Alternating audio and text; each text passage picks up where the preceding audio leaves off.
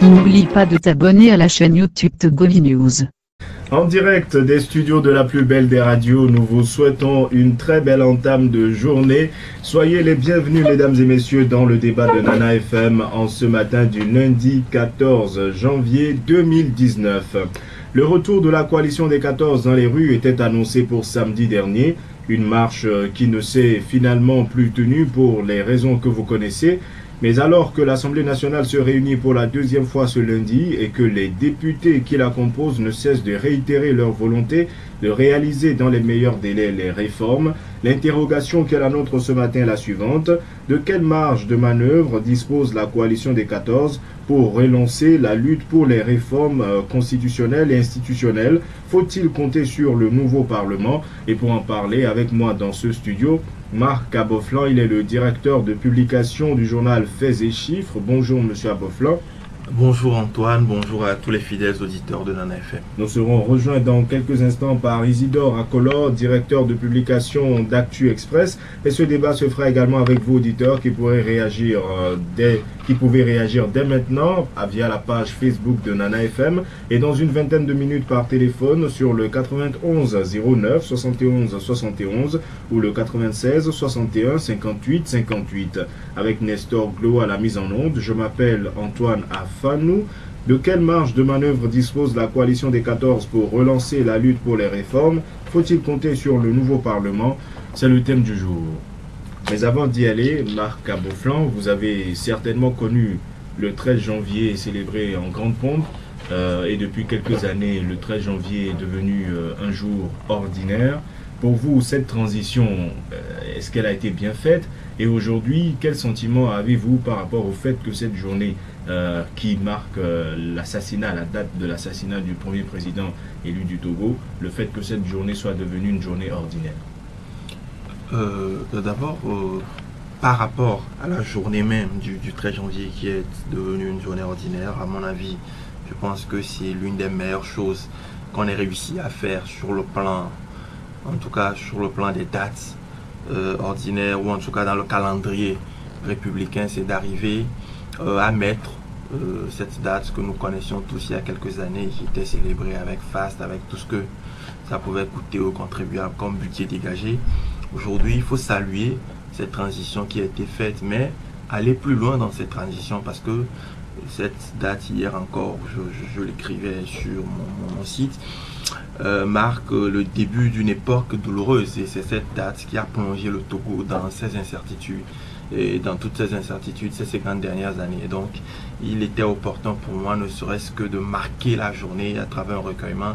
Ça devrait, à mon avis, être une journée fériée, mais une journée plutôt qu'on met sous le sceau non seulement du recueillement, mais de la réflexion pour l'avenir du pays, de la réflexion pour une véritable indépendance économique de notre pays. Il faut souligner que c'était une journée de la division aussi, puisque d'une partie il y avait des manifestations festives et de l'autre on estimait que c'était une journée de recueillement et les acteurs politiques ainsi que leurs militants et sympathisants étaient divisés sur la question. Maintenant, il n'y a plus rien, on peut estimer que tout le monde est pratiquement d'accord. Oui, c'est vrai que sur le principe, on peut dire aujourd'hui que c'est une formule qui satisfait tout le monde, mais je pense qu'il faut aller dans le sens des recommandations de la CVJR et de la fameuse commission présidée par l'archevêque, l'ancien archevêque de Lomé, la commission de réécriture de notre histoire qui a proposé de mettre cette journée sous le sceau du recueillement. À mon avis, le fait que rien ne se passe cette journée, pour le moment, n'est pas satisfaisant pour moi, journaliste, parce que cette journée, quoi qu'en faille, c'est vrai que sous une certaine pression, cette journée a été célébrée, mais il faut reconnaître quand même que le premier président, que les Togolais, dont les Togolais sont dotés démocratiquement, a été assassiné ce jour. Pour moi, ce n'est pas normal que cette journée soit passée sous silence et qu'on ne dise rien, comme si c'était une journée comme les autres. Marc Aboflan, nous en venons maintenant au sujet principal. Avez-vous été convaincu par les arguments avancés par la coalition des 14 pour reporter la manifestation prévue samedi dernier? Convaincu, non. Convaincu, pas du tout. Mais j'estime, en tout cas, j'estime que c'était la meilleure chose à faire. D'autant que, pour plusieurs raisons. La première est que on sentait, et ça a été toujours ce que j'ai dit, on sentait une certaine impréparation. Parce que vous savez, ces manifestations ont démarré depuis le 19 août. Et 1 an et demi de manifestation après, le résultat, malheureusement, qu'on le veuille ou non, c'est ces élections auxquelles nous sommes allés le 20 décembre dernier. Et il est à mon avis important aujourd'hui que la coalition fasse un break et repense la stratégie de lutte pour l'alternance. Parce qu'il faut le dire, il ne s'agit pas de marcher pour marcher. Il faut marcher pour obtenir des résultats probants. Et si aujourd'hui, et ça c'est l'impression que j'ai eue quand j'ai lu le communiqué qui lançait les manifestations du 12 décembre, du 12 janvier dernier, ça donnait l'impression comme si après 1-2 mois de break, la coalition voulait reprendre automatiquement la manifestation pour un peu ne pas se faire oublier. Et c'est là que moi je dis qu'il est temps, vous savez, depuis que le PNP, parce qu'on a déjà passé 5 ans à marcher avec l'ANC, puis le FRAC, puis le CST. Et ensuite, il y a eu ce réveil-là qu'a apporté le nouveau vent du Parti national panafricain le 19 août 2017. Et donc après le 19 août 2017, on a quand même revu un regain de manifestations sur tout état et territoire. Les manifestations de ces derniers jours, en tout cas les dernières manifestations, n'ont pas eu le même effet que celui du PNP. Et malheureusement, 1 an et demi après de manifestations, je n'ai pas l'impression qu'on ait eu de résultats probants, à part peut-être le dialogue que toutes les parties disent avoir échoué. Donc, alors, sur le bilan, même des responsables de la coalition reconnaissent qu'avec les élections le 20, ils n'ont pas atteint les objectifs qu'ils s'étaient fixés. Aujourd'hui, plusieurs observateurs estiment que les pouvoirs publics auraient pu ou dû laisser la coalition manifester à l'intérieur. Ainsi, tout le monde pourrait jauger la capacité de ce groupe à mobiliser à nouveau ou pas. Non, il faut dire en fait, c'est que je n'approuve pas la décision ou la manière même chevaleresque dont le ministre Boukwesi prend les décisions relatives aux manifestations.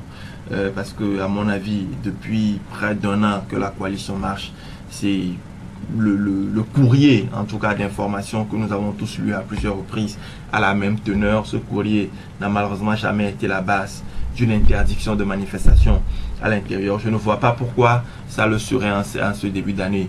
Il y a aussi un aspect très important de la lettre de refus. Quand on voyait le ministre de l'administration territoriale, M. Boukwesi, c'est là où il argue qu'un certain nombre, que l'itinéraire des manifestations a été redirigé justement parce qu'un certain nombre de populations avaient exprimé leur ras-le-bol par rapport aux manifestations et qu'il y avait besoin de les faire souffler un peu.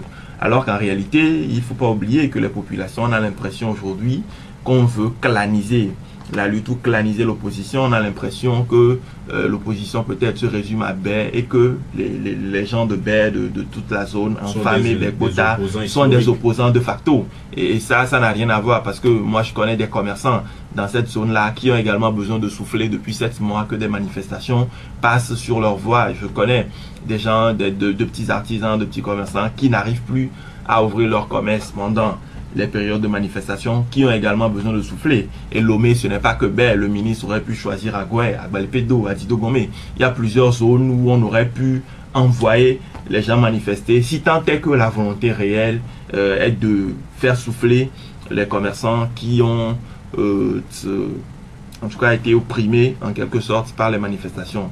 Mais dire sur le bilan que 1 an et demi après, pour revenir à l'opposition, la coalition devrait avoir le courage de prendre le recul nécessaire pour faire un bilan.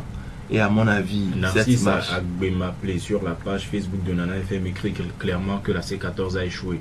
Ça, c'est une évidence. Vous savez, on peut aujourd'hui habiller le mot échec de tout ce qu'on veut, de tous les adjectifs, pour le rendre peut-être moins douloureux, mais il faut avoir le courage de le dire que cette dynamique, déjà que ce n'est plus la C14, parce que hier encore, je lisais un certain maître Chassona qui disait qu'il ne fait plus partie de la C14 et qu'il ne comprend pas pourquoi la C14 se permet d'utiliser son logo ou en tout cas d'utiliser le nom de son parti sur les manifestes des partis. Vous savez, c'est tout ça qui a fait l'engouement de la C14. C'était le fait que 14 leaders se soient réunis et que sur plus d'un an, ce qui est inédit, qu'ils soient restés soudés, qu'ils soient restés ensemble. Et aujourd'hui, il faut le reconnaître, la C14 n'a rien obtenu. Quand vous prenez en tout cas leur feuille de route à la base ou en tout cas les différentes revendications qu'ils ont portées depuis le 19 août dernier, on n'a pas vraiment l'impression qu'il y a eu une avancée sur ce plan. Et c'est pour ça que je dis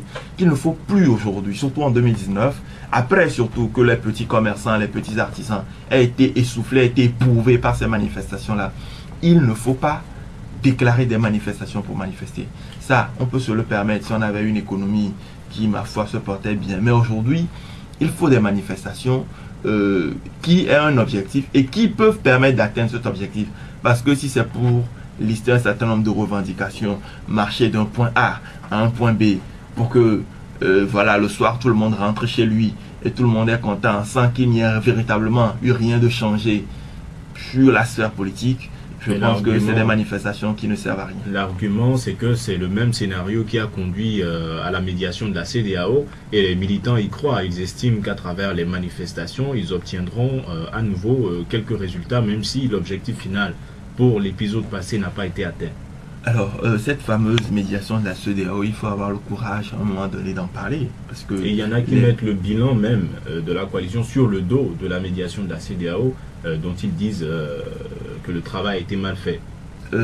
Ça, à mon avis, encore c'est relatif. Parce que vous savez, nous étions de ceux qui, depuis que cette médiation-là est arrivée, avons expliqué qu'un syndicat, excusez-moi, le chef de l'État de la sous-région, dont le président de la République, qui était contesté par la coalition, est membre, c'est un aspect qu'on oublie souvent, ne pouvait en aucunement prendre des décisions à l'encontre d'un de leurs pairs. Et ce serait difficile, d'autant plus que la coalition n'a pas prouvé qu'elle avait le réseautage nécessaire pour avoir un certain lobby au niveau de ses chefs d'État. Ce serait compliqué pour la coalition de sortir gagnant d'une telle médiation. Malheureusement, les faits nous donnent raison parce que quelques mois après, je ne sais pas si on pourrait qualifier cette médiation de succès, en tout cas pour la coalition. Et c'est pour ça que je dis que il est temps pour la coalition, peut-être comme ça se fait dans d'autres pays, d'organiser un débat général ou une réflexion en tout cas sur la mobilisation. Parce qu'à mon avis, on a déjà... En profondeur. Ça, c'est le plus important. Il faut un travail en profondeur parce qu'on est resté superficiellement dans les manifestations. Parce qu'on estime que le grand mouvement qui est lancé n'est pas un début de cette réflexion. Oui, mais j'attends encore que ce grand mouvement s'opérationnalise parce que j'ai l'impression aujourd'hui que ce ne sont que des appels ci et là, des gens qui parlent, mais je n'ai pas encore vu de début d'opérationnalité de ce mouvement. Et c'est pour ça aussi que je pense que dans tous les pays où ce genre de mouvement politique ou de manifestations ont apporté des résultats, ce n'étaient pas des politiques qui étaient devant. On a vu la société civile, quoique ici même notre société civile est très politisée, soit elle est pro-pouvoir, soit elle est pro-opposition. Mais à mon avis, il faudrait que la C14 et toutes les forces politiques favorables à l'alternance prennent le temps de la réflexion.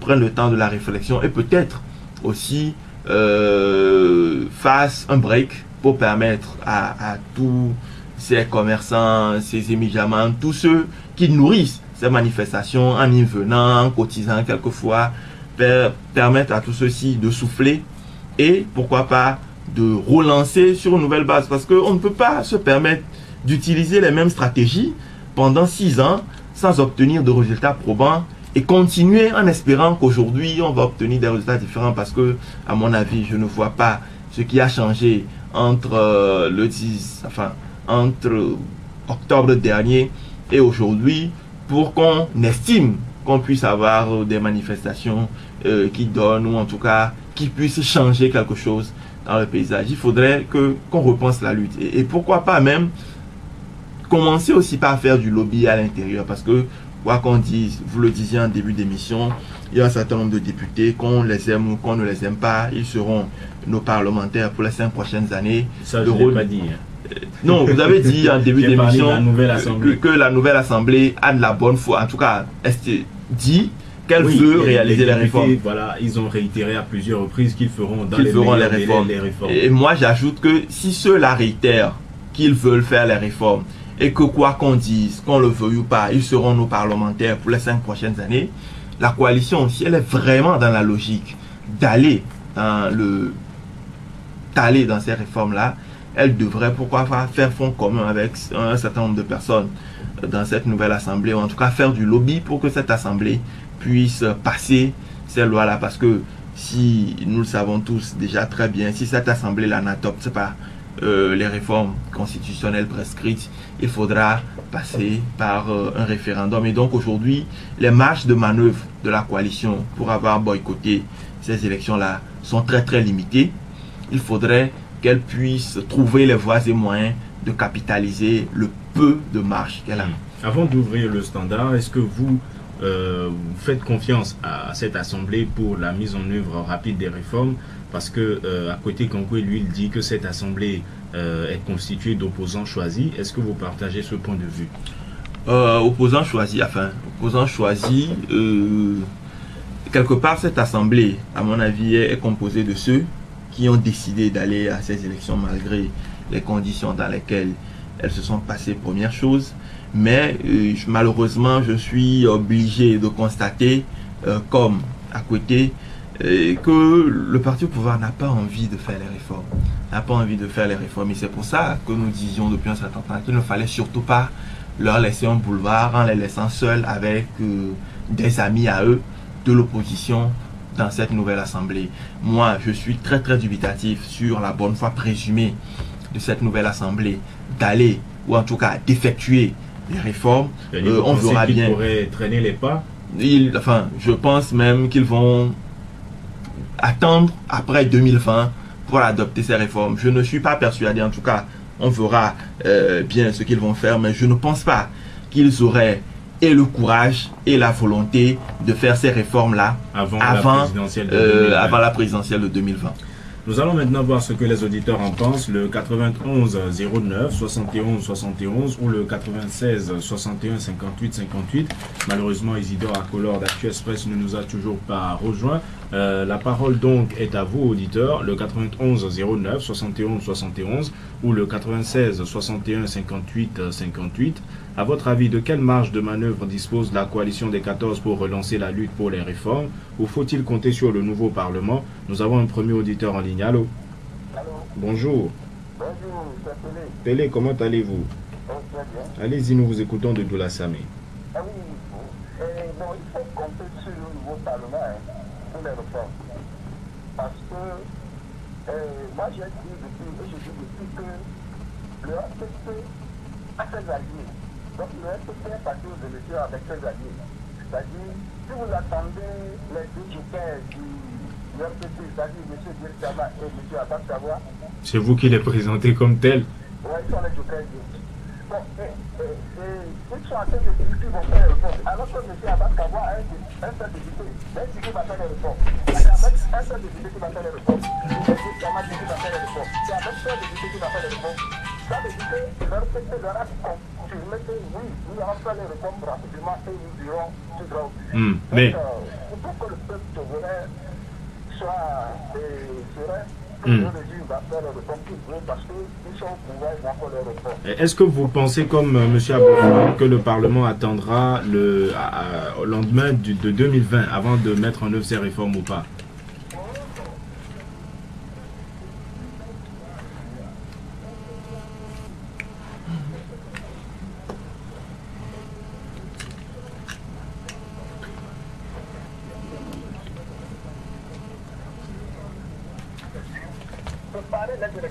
Bien, merci.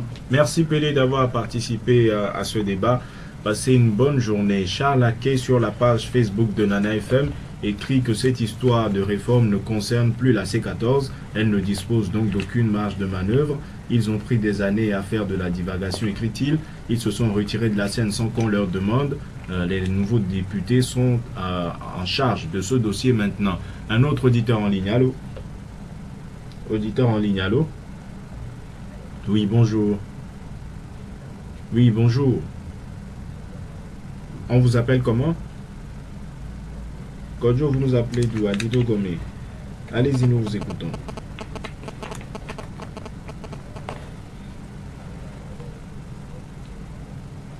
Vous pouvez faire un effort en français, hein, tel que vous le parlez déjà, c'est satisfaisant.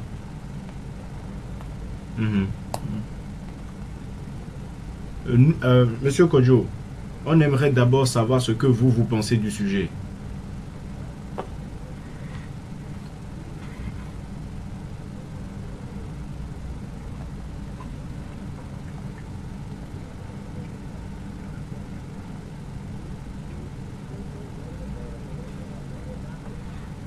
Vous...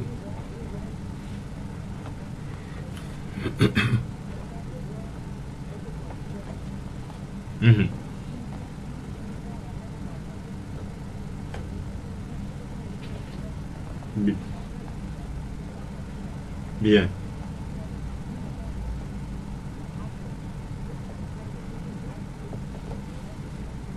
S'il y a mobilisation ou pas. Bien. Merci Monsieur Kodjo d'avoir participé au débat. Passez une bonne journée. Alors, Marc Aboflan, ces deux réactions, vous les avez suivies. La dernière revient un peu sur une question que je vous avais posée. Est-ce qu'en laissant la coalition organiser les manifestations, finalement, on n'aura pas une idée plus précise du fait de l'affaiblissement de la mobilisation ou pas? Oui, je l'avais dit au début, que c'est pour ça que je ne partage pas l'avis d'interdiction ou la décision d'interdiction de M. Boukouissi. Mais en tout état des causes, un gouvernement reste un gouvernement. Son rôle, c'est de gérer l'État et d'anticiper sur un certain nombre de mesures. Et donc, si le gouvernement estime, par rapport aux informations dont il dispose, qu'ils sont en mesure ou qu'ils peuvent interdire une manifestation, à mon avis, il est du rôle. Et je pense que c'est dans ce sens que la coalition a initié donc ce report-là. Il est de la responsabilité de ceux qui organisent cette manifestation-là de prendre les mesures nécessaires. Maintenant, à mon avis, il s'agissait d'une simple mesure administrative qui n'a pas été bien remplie.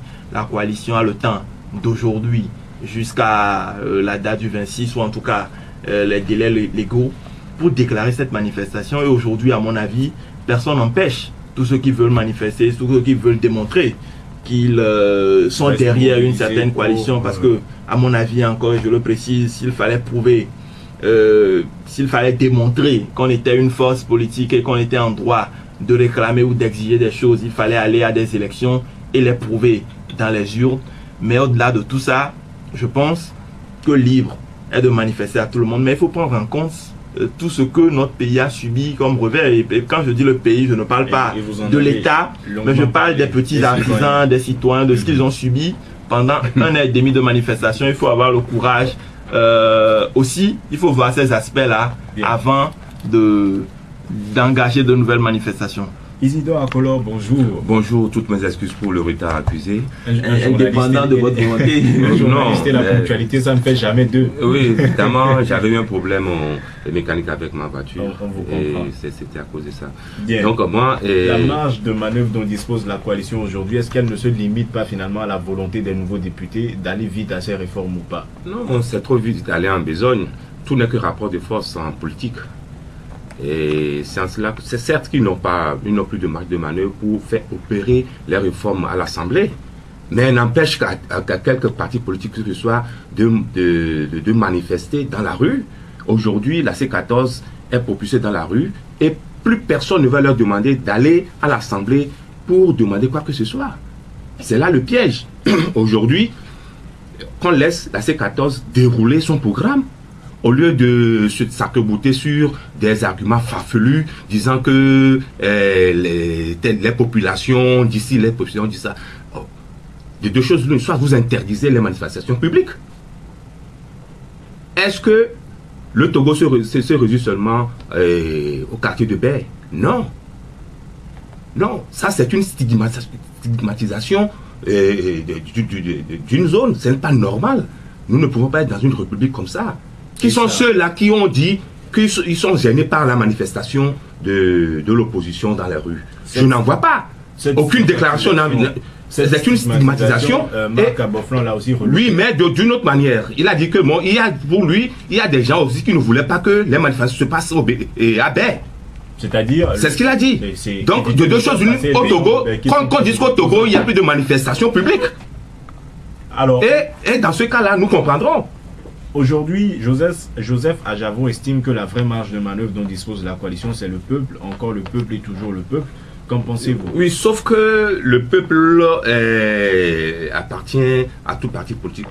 Et UNI aussi peut déverser son peuple avec les gros bras et autres pour empêcher quelque manifestation que ce soit. Vous l'avez connu, je ne vous en prends rien. Et dans ce cas-là, je pense que nous allons tout droit vers une insurrection populaire. C'est le seul moyen maintenant de pouvoir faire les réformes par les rues. Mais est-ce que vous y croyez, quand vous voyez l'élan des personnes qui devraient manifester ou se mobiliser pour ces réformes, même des leaders de la coalition le regrettent, que quand on appelle à des manifestations, il y en a qui restent chez eux, ils disent on est derrière vous, mais ils ne sortent pas. Est-ce que l'élan permet le scénario que vous envisagez? Oui, moi qui connais un peu l'histoire du Togo, il a vécu, et personne n'a vu venir le 5 octobre 90. C'est ça le Togolais. Et il y a des mal à vécu. S'il faut, veut vivre ça, mais tant pis pour lui. Mais Angelo Awate, lui, pense qu'aujourd'hui, la coalition dispose d'une marge de manœuvre, certes, mais il écrit que les Togolais attendent de voir ce que la nouvelle Assemblée adoptera comme réforme. Il dit que la coalition ne devrait pas s'empresser à organiser de nouvelles manifestations. Si, c'est tout ce qui leur reste aujourd'hui. C'est la rue. C'est la rue pour... Mais non, sans sérieux. Est-ce que vous ne ressentez aucune attente par rapport au nouveau Parlement? Ne voyez-vous pas qu'il y a des Togolais qui espèrent, ils veulent voir ce que fera ce Parlement avant de décider ce Parlement va adopter des réformes que le peuple togolais ne veut pas. C'est-à-dire le mandat à 2 tours, laisser le boulevard à Fauna Sigé de se représenter, et c'est pour cela qu'ils ont été cooptés à l'Assemblée nationale. Et ils vont jouer leur rôle. Donc pour vous, l'enjeu des réformes, c'est leur entrée en vigueur. Si Faure Gnassingbé pourra briguer de nouveau. Non, parce que dans les deux cas... même l'essence même de ces réformes. Est-ce qu'on va revenir aux fondamentaux de 1992 sur la qui a une volonté populaire? C'est-à-dire la mention en aucun cas? En aucun cas. Et là, qui a été même remodulé par l'expert. C'est en cela que je dis que mais la CEDEAO a tout faux. On revient à la question de l'enjeu. Donc pour vous, en ce qui concerne ces réformes, l'essentiel sera de savoir si elles permettent à l'actuel président de briguer un nouveau mandat ou pas. Il y a ça aussi et autre chose. L'article 66, il faut le revoir, de la Constitution qui permet au président de nommer qui il veut à la primature. Une réaction rapide au développement de Isidore Akolor. Oui, je comprends dans son explication que les manifestations sont aujourd'hui même une question existentielle pour les partis membres de la C14. C'est-à-dire, il s'agit pour eux d'exister. Mais à mon avis, exister à travers les manifestations, ce serait puéril si ces manifestations n'ont pas d'objectif précis. Et on peut... Tout n'est que rapport de force. Oui, tout n'est que rapport de force, mais malheureusement, à part les manifestations 19 août, qui ont véritablement fait évoluer le rapport de force sur la scène politique, toutes les autres manifestations qui ont suivi, je ne vois pas en quoi elles ont remodulé le rapport de force sur la scène politique. Et puis, il ne faut pas oublier un aspect très important, c'est que la rue n'est pas la seule expression d'un parti politique. Les partis politiques ont une multitude d'actions qui peuvent mener, et à mon avis, après avoir fait 1 an et demi après la rue, il faut aujourd'hui peut-être, je ne sais pas, retourner dans des manifestations, dans des ateliers, dans des manifestations de réflexion, mais mettre beaucoup plus en œuvre les ménages. Écoutez, soyons sérieux. Devant un pouvoir qui use de la ruse et du dilatoire, comment vous pouvez aller? Pourquoi on utilise, vous savez, la politique de toutes les manières dans tous les pays du monde, ça a toujours été de la ruse. La politique n'est pas faite pour les enfants de cœur. Et on le croit, soit on veut être sérieux, on veut être en politique crédible. Mais on fait des choses comme il faut. Sur les faits. Ce débat là, j'ai eu à le mener avec lui. Je le renvoie à lire Montesquieu. De l'esprit des lois. Montesquieu n'est De pas... l'esprit des lois. Montesquieu... Mais la politique... Mais la pas la politique, seule non, école mais politique qui ce n'est pas seulement se cantonner sur Machiavel. La Et politique n'est pas la seule école. non, quand vous Montesquieu n'est pas la seule école épousez les politique. thèses de Machiavel, c'est que vous allez droit dans le mur. Pourquoi? Et lui-même, il a reconnu. Non, vous dans savez, le Prince. Aujourd'hui, excusez-moi, tout le monde dit que le pouvoir va droit dans le mur, mais moi, si ce qu'on a connu, les élections du 20 décembre dernier, si c'est pour le pouvoir une manière d'aller droit dans le mur, ou si c'est ce qu'on peut appeler un échec du pouvoir de Lomé, mais je pense donc qu'il faut dire que le pouvoir a toujours de très beaux échecs. Parce que si, après les manifestations, après tout ce que l'opposition a déversé comme rue, après tout ce que le peuple togolais, enfin, qui était dans la rue, a subi comme revers, je veux parler des arrestations, de ceux qui sont décédés et tout. Si après tout ça, le résultat final, c'est de permettre au pouvoir en place de recomposer une assemblée à sa guise, je me dis que ces échecs sont de très beaux échecs. Et donc, s'il faut faire de la politique, il faut une stratégie. Je veux terminer. Il a plus parlé que moi, je suis terminé. Laissez-le encore. Mais je veux terminer, je te laisserai réagir. Juste quelques secondes, Marc. Il faut, quand on veut faire de la politique, utiliser de la stratégie. Et depuis que la C14 a été mise en route, je n'ai pas encore vu, en tout cas, dans toute leur série d'actions qu'ils ont menées, je n'arrive pas à lire de stratégie. Sur la question de la stratégie. Non, il dit que bon, le pouvoir a beau, au jour devant lui, de pouvoir utiliser, comment appelle-t-on, la violence républicaine, parce qu'aujourd'hui, ça relève de lui, parce que c'est l'État qui a cette violence sur les populations. Et si on use, comme on dit, les violences légitimes, mais si on use et on abuse, ça finira par se retourner contre lui. L'histoire est là, elle est têtue.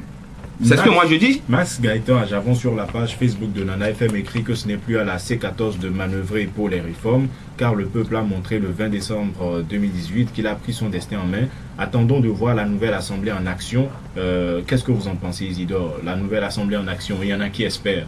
Non, moi, c'est ce que j'ai eu à dire. Ils vont tout faire pour opérer leurs réformes taille sur mesure pour Fonia Singé, pour qu'il se représente et basta. Nous allons prendre un autre auditeur en ligne, le 91 09 71 71 ou le 96 61 58 58. Allô? Bonjour. Bonjour. Allez-y, nous vous écoutons d'Agoué. Grand frère.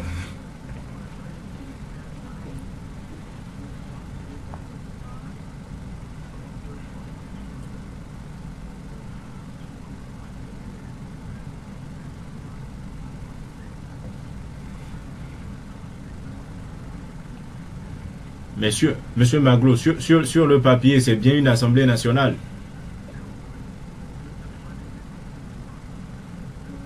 Ah.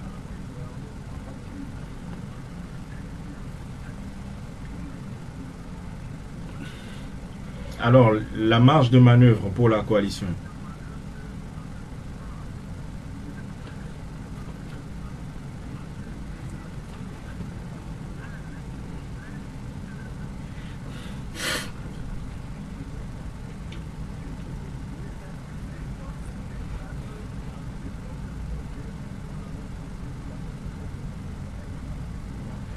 Bien.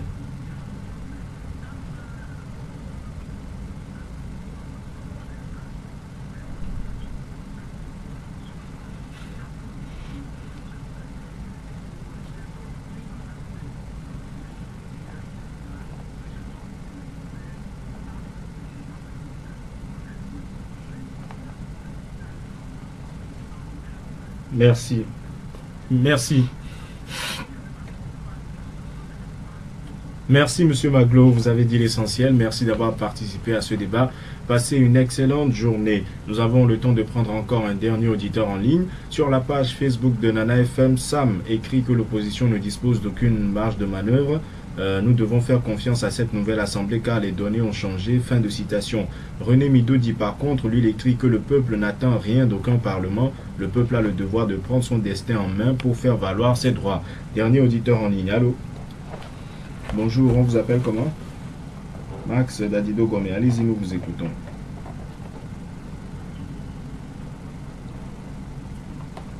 Bonjour, bonjour.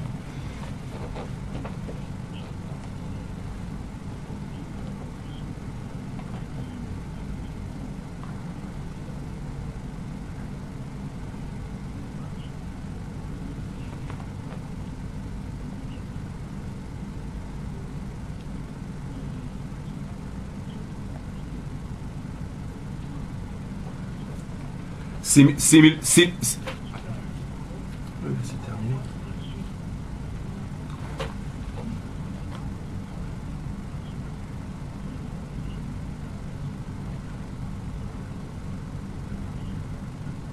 Bien. Merci Max d'avoir participé au débat.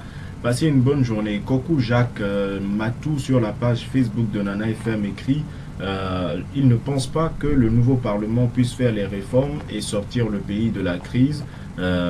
Marc Aboflan, ces dernières interventions, que vous inspirent-elles?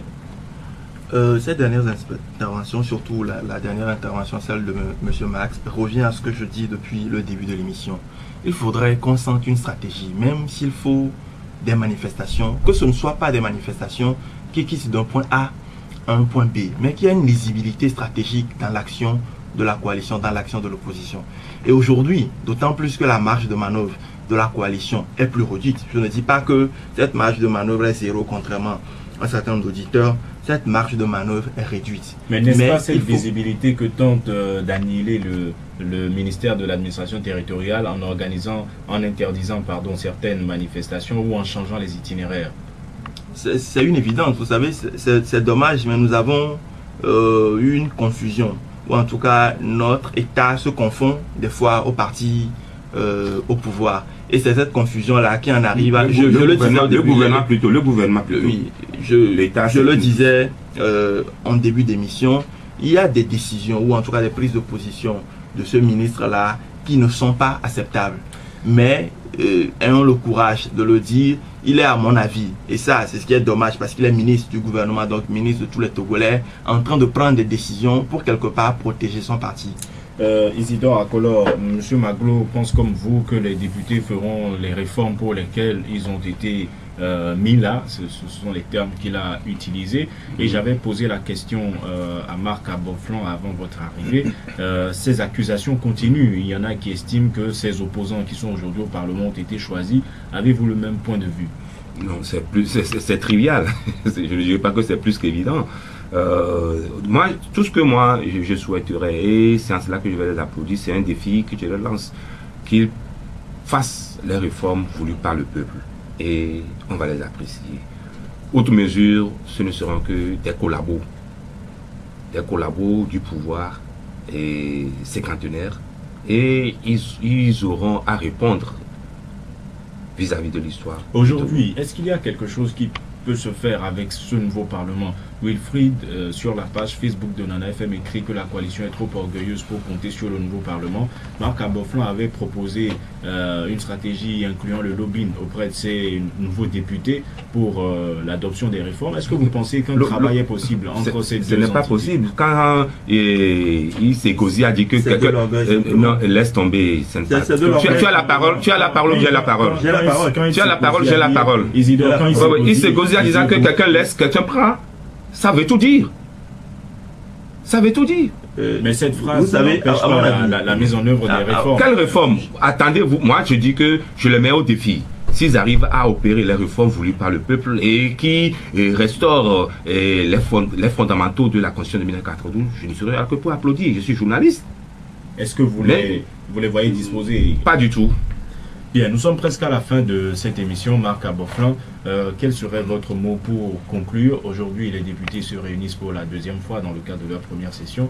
Quel serait votre mot pour finir? Je suis sceptique. Je suis sceptique quant à la volonté d'un certain nombre de députés de cette Assemblée, parce qu'on a vu leur position de par le passé de faire des réformes qui nous satisfont tous. Mais comme le soulignait tout à l'heure Isidore, je veux bien croire, et ça, on peut laisser de côté un certain nombre de déclarations de personnes qui sont encore dans la joie ou en tout cas dans l'euphorie d'être pour la première fois au Parlement, pour croire en réalité que quoi qu'on dise, quoi qu'on fasse, qu'on puisse faire 1001 manifestations, on reviendra vers cette assemblée-là pour adopter les réformes. Et il faudrait, à mon avis, tant est qu'on veut parler à la place du peuple, diriger des actions vers ce Parlement pour qu'il puisse nous sortir in fine des réformes qui, globalement, d'un point de vue général, soient satisfaisants pour tout le peuple togolais. Isidore Akolor, votre mot de la fin. Vivement que la paix sociale puisse être garantie et que nous trouvions des politiques qui puissent faire comprendre au président de la République que le Togo doit avancer. Sur la page Facebook de Nana FM, une dernière réaction, elle vient de Junior Akoli Kekesi. Il dit que la coalition a commis la plus grave erreur en boycottant les législatives du 20 décembre et en laissant le boulevard aux députés unir. Il ne reste plus grand-chose à nous donner. La nature a horreur du vide, écrit-il. Tout sauf le boycott. Quel genre de manœuvre leur reste-t-il? Ils doivent penser à faire la lutte maintenant autrement, comme le suggère Fulbert à Tissot. Fin de citation. Merci à vous d'avoir suivi ce débat. Merci à vous qui avez participé par téléphone comme par Internet. Merci à nos deux invités. Isidore Akolor, rappel, directeur de publication d'Actu Express. Marc Aboflan, directeur de publication des Faits et Chiffres. Nestor Glo était à la mise en onde. Je m'appelle Antoine Afanou et nous vous donnons rendez-vous demain matin dès 7h15 pour un nouveau débat. Passez une excellente journée en compagnie de votre radio. Merci d'avoir regardé la vidéo. Abonne-toi et partage la vidéo sur les réseaux sociaux, Facebook et WhatsApp.